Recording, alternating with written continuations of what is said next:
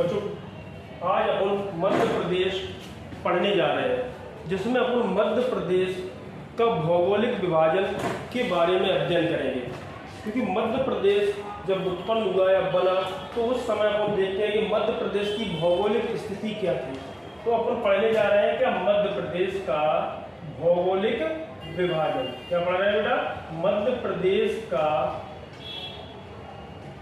भौगोलिक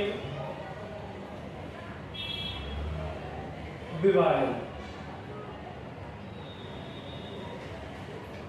मध्य प्रदेश का भौगोलिक विभाजन। देखिए मध्य प्रदेश, अगर अपन बात करें मध्य प्रदेश के इतिहास की बात करें तो पहले जो अपना मध्य प्रदेश हुआ करता था वो प्राचीन गोंडवाना लैंड का भाग था। प्राचीन यानी कि प्रायद्वीपीय पठार के अंतर्गत अपना मध्य प्रदेश आता है। मध्य प्रदेश भूस्थल अवरुद्ध राज्य है। इसकी सीमा न तो किसी पड़ोसी देश से न ही समुद्र से लगती है। यह भूस्थल राज्य है। अब अपन बात कर रहे हैं मध्य प्रदेश का भौगोलिक विभाजन। देखिए मध्य प्रदेश को भौगोलिक दृष्टि से अगर देखा जाए कि मध्य प्रदेश को भौगोलिक दृष्टि से या जियोग्राफिकल दृष्टि से कितने भागों में बांटा गया है, तो मध्य प्रदेश को भौगोलिक दृष्टि से हम 3 भागों में बांटते हैं। कितने भागों में बांटकर पढ़ते हैं बच्चों? 3 भागों में बांटकर पढ़ते हैं। जिसका पहला भाग अगर देखा जाए कि जिसका फर्स्ट पार्ट क्या है, तो मध्य उच्च प्रदेश। क्या है? मध्य उच्च प्रदेश। और इसका दूसरा जो पार्ट है ये अपना है बघेलखंड या पूर्व का पठार। पूर्व का पठार दूसरा पॉइंट अपना ये हुआ। तीसरा भाग अगर बात की जाए तो ये अपना तीसरा इसका जो भाग है वो सतपुड़ा मैकल पर्वत श्रेणी। कौन सा भाग है? सतपुड़ा मैकल पर्वत श्रेणी। मध्य प्रदेश को भौगोलिक दृष्टि से तो 3 भागों में बांटा गया है, लेकिन इसके पर्वत एवं पठारों को अपन आसानी से पढ़ सकें या इनके बारे में जान सकें, इस कारण इसको 7 भागों में बांटा गया है। 7 कैसे भाग? जो अपना मध्य उच्च प्रदेश आपको दिख रहा है इसके 5 भाग किए गए हैं। कितने भाग किए गए हैं? इसके 5 भाग किए गए, जिसमें पहला अपना आता है मध्य भारत का पठार। कौन सा? मध्य भारत का पठार। पहला पार्ट ये हुआ। इसका जो दूसरा पार्ट है वो अपना मालवा का पठार। कौन सा भैया? मालवा का पठार। और तीसरा जो इसका भाग हुआ बुंदेलखंड का पठार। बुंदेलखंड का पठार। चौथा जो भाग हुआ रीवा पन्ना का पठार। कौन सा? रीवा पन्ना का पठार। और 5वां इसका जो भाग हुआ अपना जो 5वां है नर्मदा सोन घाटी क्षेत्र। कौन सा? नर्मदा सोन घाटी क्षेत्र। देखिए मध्य प्रदेश को कितने भागों में बांटा गया है? भौगोलिक दृष्टि से 3 भाग हो गए, लेकिन इसके पर्वत एवं पठारों को आसानी से अपन पढ़ सके इस कारण इसको 7 भागों में बांटा गया। देखिए भैया गिन लीजिए अपन कितने भाग हो गए हैं? 7 भाग हो गए। क्योंकि देखिए 5 तो ये अपने हो गए मध्य भारत, मालवा का पठार, बुंदेलखंड का पठार, रीवा पन्ना का पठार और नर्मदा सोन घाटी। और 6वां अपना बघेलखंड का पठार, 7वां सतपुड़ा मैकल पर्वत श्रेणी। तो कितने भाग हो गए? 7 भागों में इसको बांटा गया है। अब बात करते हैं इसको, देखिए थोड़ा डायग्राम से देख लें अपन कि मध्य प्रदेश को डायग्राम से देखा जाए कि इनको कौन कौन से भागों में बांटा गया है। तो देखिए थोड़ा सा अपन मध्य प्रदेश का मैप बनाकर देखते हैं कि इनकी स्थिति मध्य प्रदेश के मैप में इनकी स्थिति कहाँ पर है, तो आप देख लीजिएगा अभी जो अपना उत्तर वाला भाग है, उत्तर पश्चिम, कौन सा बेटा, उत्तर पश्चिम का जो भाग है, उत्तर पश्चिम के भाग में अपना जो भाग है वो उसको अपन मध्य भारत का पठार कहा गया। क्या कहा गया है, मध्य भारत का पठार। तो मध्य प्रदेश का जो पश्चिमी हिस्सा है, कौन सा, मध्य प्रदेश के पश्चिमी हिस्से को अपन ने मालवा का पठार कहा है। क्या कहा है, मालवा का पठार। तो इसमें देखिएगा अपना ये वाला जो पार्ट है, ये नीमच मंदसौर होते हुए ये वाला जो पार्ट है, ये अपना जो पार्ट है, ये इसको अपन पूरे को मध्य भारत का पठार कहते हैं। क्या कहते हैं, मध्य भारत का पठार, मध्य भारत का पठार। कौन सा, ये मध्य भारत का पठार, जिसके अंतर्गत देखिए अपना मध्य प्रदेश भी आता है, मध्य प्रदेश के साथ साथ राजस्थान, क्योंकि देखिए इधर अपना राजस्थान है और इस साइड अपना उत्तर प्रदेश है, इस साइड अपना छत्तीसगढ़ है। क्या है, छत्तीसगढ़। और मध्य प्रदेश के दक्षिण में अपना महाराष्ट्र और पश्चिम में गुजरात है। क्या है, जैसा कि आप लोग जानते हो इस दिशा को अपन पूर्व बोलते हैं, इसको अपन पश्चिम बोलते हैं और इसको उत्तर कहते हैं। क्या कहते हैं, उत्तर। और ये अपना रहा दक्षिण। तो देखिए ये वाला जो पार्ट है, जो मध्य भारत का जो पठार है, वो मध्य प्रदेश के उत्तर एवं पश्चिम में स्थित है, जैसा कि आपको दिख रहा है। अब बात करते हैं कि इस पठार का निर्माण किससे हुआ है। तो इस पठार का जो निर्माण हुआ है वो विंध्यन शैल से हुआ है। किससे हुआ है, विंध्यन शैल चट्टानों के क्षरण से हुआ है। किससे हुआ, जो विंध्यन शैल पाई जाती है उनके क्षरण से क्या हुआ है, इसका निर्माण हुआ है। और ये कितने क्षेत्रफल पर फैला है अगर देखा जाए तो ये 10.66% क्षेत्रफल पर फैला है, यानी संपूर्ण मध्य प्रदेश का 10% लगभग अकेले मध्य भारत का पठार फैला हुआ है। ये बात समझ में आई, जिसके अंतर्गत आपको पता है अपना श्योपुर हुआ, मुरैना हुआ, भिंड हुआ, नीमच हुआ, मंदसौर हुआ, ये जिले इसके अंतर्गत आते हैं।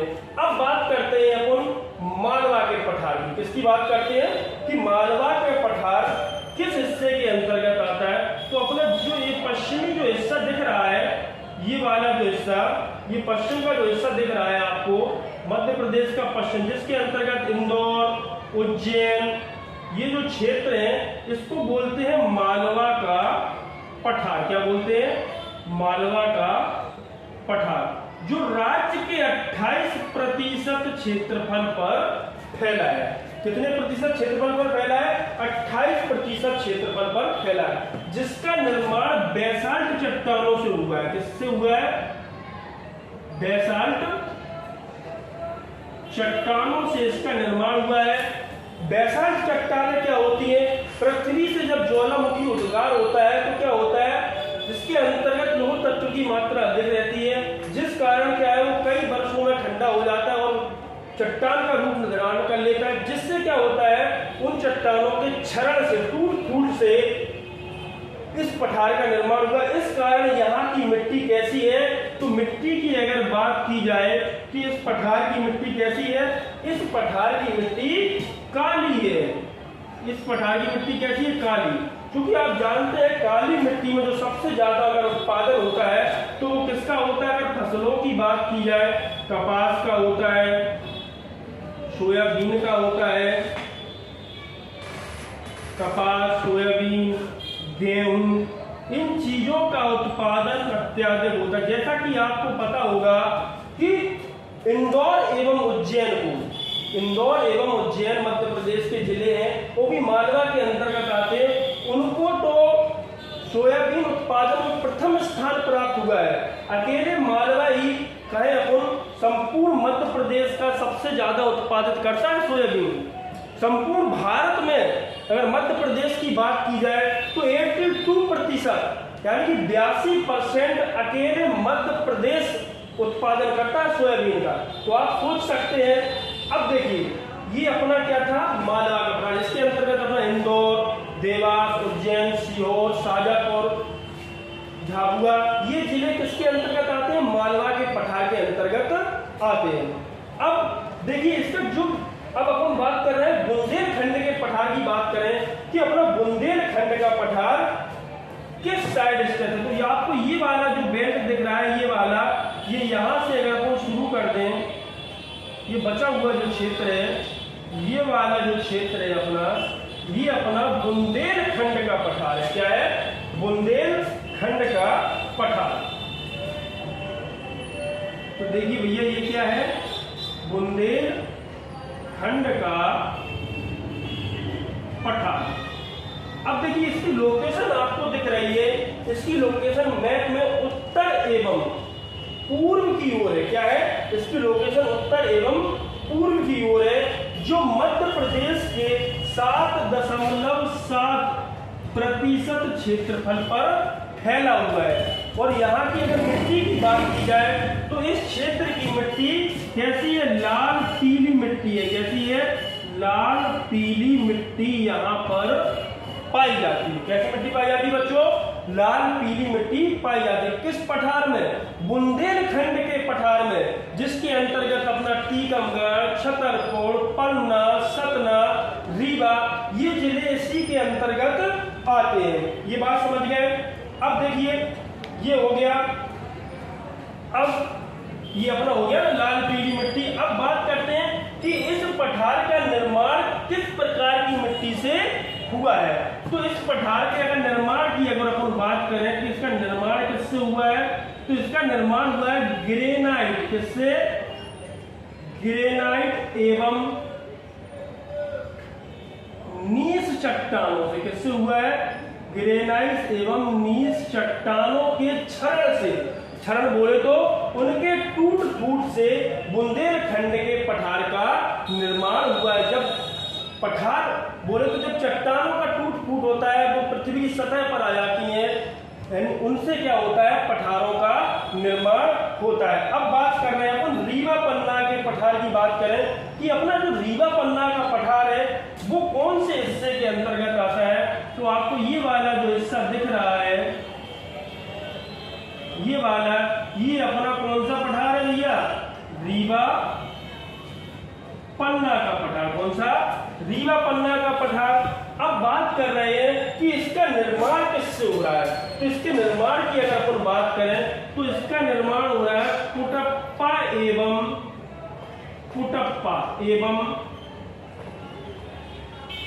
विंध्य सेल, कुटप्पा एवं विंध्य सेल समूह की जो चट्टान है उनके टूट फूट से इसका निर्माण हो रहा है।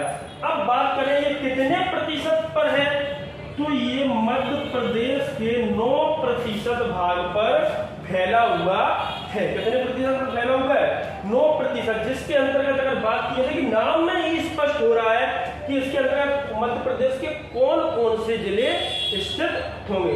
तो आप देख रहे हैं रीवा, पन्ना, सतना, छतरपुर का कुछ हिस्सा, दमोह, कटनी, ये इन क्षेत्रों में फैला हुआ है। अब देखिए ये अपन ने कितने पार्ट पढ़ लिए, 4 पार्ट अपन पढ़ चुके हैं अभी। अब बात करें अपना 5वां हिस्सा कौन सा है, तो 5वां जो अपना जो क्षेत्र है वो नर्मदा सोन घाटी क्षेत्र है। कौन सा है, नर्मदा सोन घाटी। आप थोड़ा ये वाला बेल्ट और देख लीजिए 1 मिनट के लिए पहले। ये अपना जो क्षेत्र है ये पूर्व में, ये क्या है, बघेलखंड है। क्या है, बघेलखंड का पठार। कौन सा है, बघेलखंड का पठार, या इसको अपन अन्य नाम से भी जानते हैं, जिसको अपन कहते हैं पूर्वी पठार। क्या कहते हैं, पूर्वी पठार के नाम से। क्योंकि देखो ये आपको दिख रहा है मध्य प्रदेश में तो है ही, मध्य प्रदेश के साथ साथ ये छत्तीसगढ़ में भी फैला हुआ है और ये मध्य प्रदेश के पूर्व में स्थित है, इसलिए इसको पूर्वी पठार या बघेलखंड का पठार कहते हैं। जिसके अंतर्गत अगर देखा जाए तो कौन कौन से जिले आते हैं, सीधी हुआ अपना, सिंगरौली हुआ अपना, उमरिया हुआ अपना, ये जिले कहते हैं कि सिंगरौली जो मध्य प्रदेश की ऊर्जा राजधानी भी कहा जाता है। इसको क्या कहा जाता है? मध्य प्रदेश की ऊर्जा राजधानी, क्योंकि जो सिंगरौली वाला जो क्षेत्र है, कोयला क्षेत्र है, वहां पर इससे बिजली बनाई जाती है, इसलिए इसको क्या कहा जाता है? ऊर्जा राजधानी। अब देखिए कितने प्रतिशत क्षेत्रफल पर फैला है, तो ये मध्य प्रदेश के 7% क्षेत्रफल पर फैला हुआ है। यानी राज्य का सबसे छोटा पठार अगर बात की जाए तो कौन सा है? बघेलखंड का पठार। और जो सबसे बड़ा पठार है अपना, जो सबसे बड़ा पठार है वो मालवा का पठार है, और सबसे छोटा पूर्वी पठार या बघेलखंड का पठार है। अब देखिए अपन बात करते हैं नर्मदा सोन घाटी का क्षेत्र है, वो कौन सा क्षेत्र है? तो आपको ये जो क्षेत्र दिख रहा है, यहाँ से लेकर अमरकंटक से लेकर ये वाला पूरा का पूरा बेल्ट, ये घाटीमय क्षेत्र है। विंध्याचल श्रेणी और सतपुड़ा श्रेणी के बीच के क्षेत्र को अपन कहते हैं नर्मदा सोन घाटी क्षेत्र, क्योंकि ये जो ऊपर की जो लाइन दिख रही है आपको ब्लैक ब्लैक ये वाली, ये विंध्याचल पर्वत श्रेणी है और ये सतपुड़ा मैकल पर्वत श्रेणी है। इन दोनों के बीच से होकर नर्मदा नदी प्रवाहित होती है, इसलिए इस क्षेत्र को नर्मदा सोन घाटी क्षेत्र कहते हैं। क्या कहते हैं? नर्मदा सोन घाटी क्षेत्र, जो राज्य का दूसरा सबसे बड़ा क्षेत्र है। मालवा के बाद अगर देखा जाए तो ये दूसरा सबसे बड़ा क्षेत्र जो राज्य के 26% क्षेत्रफल पर फैला हुआ है, जिसके अंतर्गत अगर बात की जाए मध्य प्रदेश के कौन कौन से जिले आते हैं, जैसे धार हुआ, देवास हुआ, रायसेन हुआ, होशंगाबाद हुआ, जबलपुर हुआ, अनूपपुर हुआ, ये जिले किसके अंतर्गत आते हैं? नर्मदा सोन घाटी क्षेत्र के अंतर्गत। अब देखिए मध्य प्रदेश का सबसे जो दक्षिण में क्षेत्र आपको दिख रहा है, ये जो जगह बची है इसको अपन कहते हैं सतपुड़ा मैकल पर्वत श्रेणी। क्या कहते हैं? सतपुड़ा मैकल पर्वत श्रेणी। ये क्या है? सतपुड़ा मैकल पर्वत श्रेणी, जो मध्य प्रदेश का सबसे दक्षिणी हिस्सा है, जो राज्य के अगर देखा जाए अपन 11% भाग पर फैला हुआ है। कितने भाग पर फैला हुआ है? 11% भाग पर फैला हुआ है। इसके अंतर्गत अगर देखा जाए अपने कौन कौन से जिले आते हैं, तो देखिए इसके अंतर्गत अपना खंडवा हुआ, अपना खरगोन हुआ, बड़वानी हुआ, खंडवा, खरगोन, बड़वानी, बैतूल, ये जिले इसके अंतर्गत आते हैं। कौन कौन से? बैतूल आदि, ये जिले किसके अंतर्गत आ रहे हैं? अपने इसके अंतर्गत। अगर और भी देखें तो अपन पूर्व की ओर बालाघाट, सिवनी वगैरह, ये जिले किसके अंतर्गत आते हैं? सतपुड़ा मैकल पर्वत श्रेणी के अंतर्गत आते हैं, जैसा कि आपको दिख रहा होगा, समझ में आ रहा। अब बात करते हैं कि अपन ने देखा था मध्य उच्च प्रदेश की बात, कि मध्य उच्च प्रदेश देखें कि मध्य उच्च प्रदेश क्या है। तो देखिए ये मध्य प्रदेश का अगर अपन बात करें कि मध्य उच्च प्रदेश किसको कहा जाता है? मध्य उच्च प्रदेश। बेटा ध्यान से देखना सभी लोग कि मध्य उच्च प्रदेश क्या है। तो मध्य प्रदेश की जो उठी हुई भूमि है, क्या है?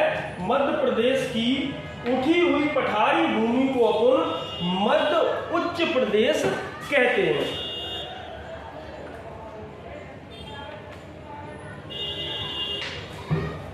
देखिए क्या कहते हैं अपन? मध्य प्रदेश की, किसकी? मध्य प्रदेश की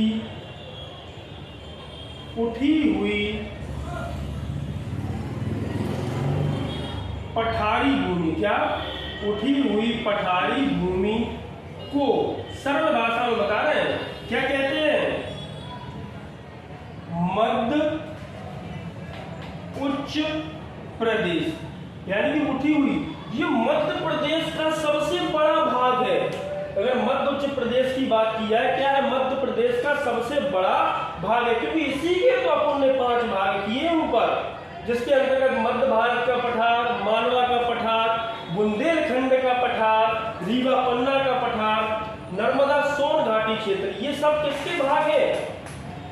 मध्य उच्च प्रदेश के। अगर आपसे क्वेश्चन पूछा जाए कि मध्य प्रदेश का सबसे बड़ा भाग कौन सा है या सबसे बड़ा प्रदेश कौन सा है, तो आपको लगाना है मध्य उच्च प्रदेश। अगर कहीं एग्जामिनर ये क्वेश्चन पूछे कि मध्य प्रदेश का सबसे बड़ा पठार कौन सा है, तो वहां पर बिना कंफ्यूजन हुए आपको क्या लगाना है? मालवा का पठार, क्योंकि उसने क्या पूछा है? पठार पूछा है। आपको दिख रहा है कि ये राज्य के 28% क्षेत्रफल पर फैला हुआ है, इसका निर्माण बैसाल्ट चट्टानों से हुआ है। ये समझ में आ रही है बेटा आपको? तो देखिए, मध्य उच्च प्रदेश यानी मध्य प्रदेश की उठी हुई पठारी भूमि, क्या? मध्य प्रदेश की उठी हुई पठारी भूमि कहां से लेकर कहां तक? पश्चिम से लेकर पूर्व तक। अगर पूछे कि इसकी लोकेशन क्या है, तो अपन कहेंगे मध्य प्रदेश की वो भूमि जो पश्चिम से लेकर पूर्व तक उठी है, पठारी भूमि, उसको अपन कहते हैं मध्य उच्च प्रदेश कहते हैं। क्या कहते हैं? मध्य उच्च प्रदेश कहते हैं। बेटा समझ में आया? अब देखिए, अपन बात कर रहे हैं इसको डिवाइड बाय डिवाइड, एक एक चीज पढ़ेंगे। इसमें अपन क्या पढ़ेंगे? पहला अपना क्या था? मध्य उच्च प्रदेश का पहला भाग अपना था मध्य भारत का पठार। यानी कि देखिए, पहला पठार कौन सा है अपना? मध्य भारत का पठार। अब देखिए, इसमें अपन क्या पढ़ेंगे? पहले तो इसकी अपन स्थिति देखेंगे कि इसकी स्थिति क्या है, यानी मध्य भारत के पठार की जो स्थिति है वो कहाँ है। तो आपको दिख रहा है कि मध्य भारत के पठार की जो स्थिति आपको दिख रही है वो कहाँ है? उत्तर एवं पश्चिम में स्थित है। कहाँ है? उत्तर एवं पश्चिम में। यानी कि ये राजस्थान से लगा हुआ पठार है। किससे लगा हुआ है? राजस्थान। मध्य प्रदेश और राजस्थान से लगा हुआ पठार है। कौन सा? मध्य भारत का पठार। अब इसकी लोकेशन देखा जाए तो मध्य प्रदेश में अगर देखा जाए तो कहाँ है? अगर इसकी स्थिति देखें, अपन पहला बिंदु पर अगर चर्चा करें कि इसकी स्थिति क्या है, स्थिति देखिए तो ये कहाँ है? उत्तर पश्चिम में। किसके? मध्य प्रदेश के उत्तर पश्चिम में स्थित है और राजस्थान से लगा है। किससे लगा है? राजस्थान से लगा हुआ है, यानी कि चिपका हुआ है, राजस्थान से लगा हुआ है।